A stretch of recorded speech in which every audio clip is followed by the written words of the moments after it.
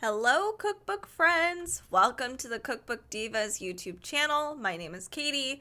Today I am thrilled. I'm so excited. We are going to look through Jet Tila's 101 Thai dishes you need to have or eat or cook before you die. I am a huge Jet Tila fan. I love Thai food. If you are somebody that wants to get into learning Thai food, or somebody that wants to enhance their Thai food skills, I highly recommend this cookbook just because Jet Tila is he is the professional of this. He is the chef to go to for Thai cuisine. And I purchased his previous cookbook. This is why I'm such a fan, is because his 101 Asian dishes that you need to cook before you die is one of my staple cookbooks. I cook with it all the time. It's my favorite. I would say it's probably my favorite cookbook, actually. Nothing has ever gone wrong for me if it wasn't on me. But everything has been super amazing, super flavorful, perfect, and all of his instructions are very clear, concise. He's got pro tips throughout. It is awesome. And this cookbook has the same kind of stuff. So let's look at it. We're getting right into it. So no jokes. Okay, so we've got Curries and Soups in the beginning. We have Noodles for a Long Life. Next we have you eaten rice today? Then we get into chicken and duck, beef and pork, seafood, apps and small plates to share, salads and umami veggies. Then we go into what I think is a very special chapter. It's plant-based Thai. So if you're somebody who's vegan and you struggle to find, I know that a lot of restaurants don't serve a lot of plant-based Thai. And if they do it, it's like ketchup and not Thai food. So being able to make your own, not gluten-free, but vegan Thai food is cool because almost everything has fish sauce. So that's a super special chapter. Next, we have Sweet Thai Life, so all your desserts and some drinks. And then at the very end, he gives us recipes for sauces, dips, and condiments. So very cool. Let us check this out. Like I said, I'm a huge fan. I love his pantry breakdown. Super helpful. He does have opinions about woks and tools to use, rice. One thing he does do is he talks about certain brands of things, which is very nice, like different brands of rice noodles and that kind of thing. So he's very, very knowledgeable, very amazing source. So starting off, we have my favorite northern curry, and it looks just amazing and beautiful. So what he has here is we've got the servings at the very top. He lays out all of your ingredients you're going to need and the instructions on the side. And they're actually kind of fun to read through the instructions. And he has these pro tips, which are very nice. If you're somebody that, I had to go find a specific ingredient in his previous cookbook.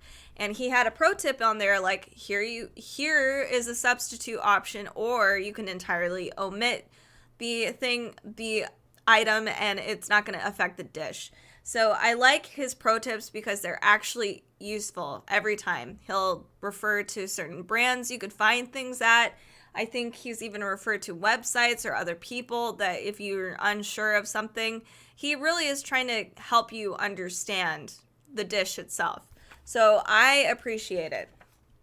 Next we have a roast duck curry, something a little different. You probably don't have to have duck, but it's an interesting ingredient to have.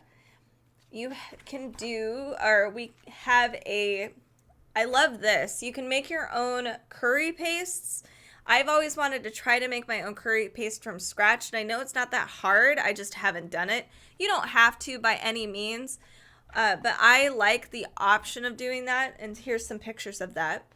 One thing I like about Jet Tila is that he doesn't guilt us or shame us into thinking we need to be really pretentious with food. He encourages us to go buy things, like go buy your own oyster sauce or your own sriracha or whatever. But he does give us the option of making it ourselves too. So it's great for novice chefs and people that have been cooking forever and they just want to, up their game. I appreciate all aspects of this. Home cooks, professional chefs, it's all applicable for this cookbook. We have a beef boat noodle soup, which looks fantastic. I am going to have to try to make this as soon as possible.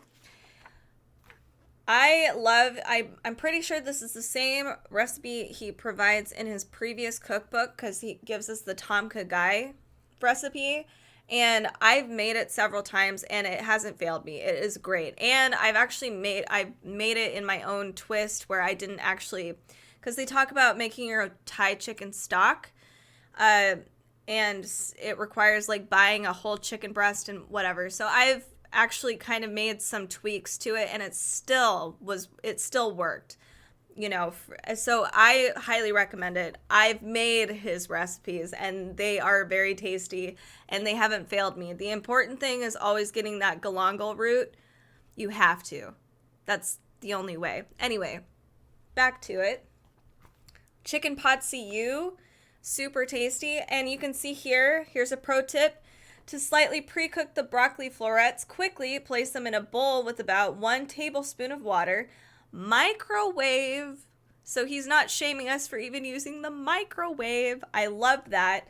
So he's trying to make home cooking very easy for us. I appreciate it. And I've always wanted to make my own pad see ew, because I'm gluten-free, and a lot of restaurants don't have gluten-free soy sauce. So I have to make this at home. So I'm excited to try this one out, which I don't think was in his previous book, but I could be wrong. He has these. It's a crispy, sticky tamarind noodles. This looks really very good, totally unique. I think this is very, very authentic to Thailand. I've never seen this before. He has a street style basil pork, which I'm excited to try his variation. I've made this, not his recipe, but I've made a variation of this before, and it's super good and very easy to throw together. And it looks like that's about right in his cookbook too. So, and his recipe looks almost identical to the recipe I use. So I'm really excited to try his variation out. He has a stir-fried Chinese broccoli with crispy pork belly. This looks really great. Super easy and good. A Hainan chicken rice. And I think I've seen this maybe one time in a restaurant, and it looked a little different. But, for all the things that are on this plate, there's not a lot going on in how many ingredients and instructions. It's very simple, straightforward, and that's why I like Jet Tila so much. He's phenomenal. I love him. Okay, let's move on to some of the plant-based Thai, because this is something that I think is really, really cool and very unique. I haven't seen this in a Thai cookbook. I've seen it in some vegan cookbooks, but Thai usually isn't a region you would see even in a vegan cookbook. So I think this is really cool. So if you actually check out we have an Amazon Live account at Cookbook Divas. You can find us. It's under their influencer accounts. We've actually gone through a lot of these cookbooks, and you can see more of what we've talked about. So make sure to check us out there and subscribe and follow us. That would be super awesome. But I already did go through the basil tofu stir fry. I want to check out the vegan pad see ew, which he uses a vegetarian oyster sauce, a vegetarian fish sauce, or you can get that umami flavor from the Thai soybean sauce, which is vegan. Very cool information there. I love that. So we also have here, he provides a vegan coconut galanga soup, because you do have that fish sauce in that as well.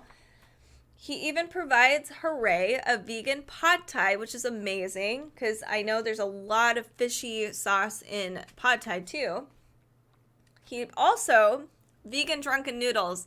So any sort of, I would say, mainstream Thai dish that you may miss because you're vegan, you can create all of it at home And because I've cooked Jet Tila's stuff for I think 6 years now, because of his previous cookbook, and all of his recipes have been a surefire success, definitely. So I recommend it. I have not tried any of his vegan stuff, but from somebody who has cooked his stuff, I do recommend it. I think it's actually going to be very successful. All right, I will feature a few desserts before I move on because I love desserts. So we have coconut sticky rice with mango. Very simple and easy. This looks amazing. Thai crepes with pandan cream. Yum. He also has if you're ever curious about what Thai iced tea is, you have a Thai iced tea recipe right here. And he has a recipe for Thai coffee, which my family loves Thai coffee. So that is Jet Tila's 101 Thai dishes you need to cook before you die. I just recommend it. I've had his previous cookbook, and it's phenomenal. He's a great teacher. His recipes have been very great and straightforward. It's not complicated, and it doesn't have to be.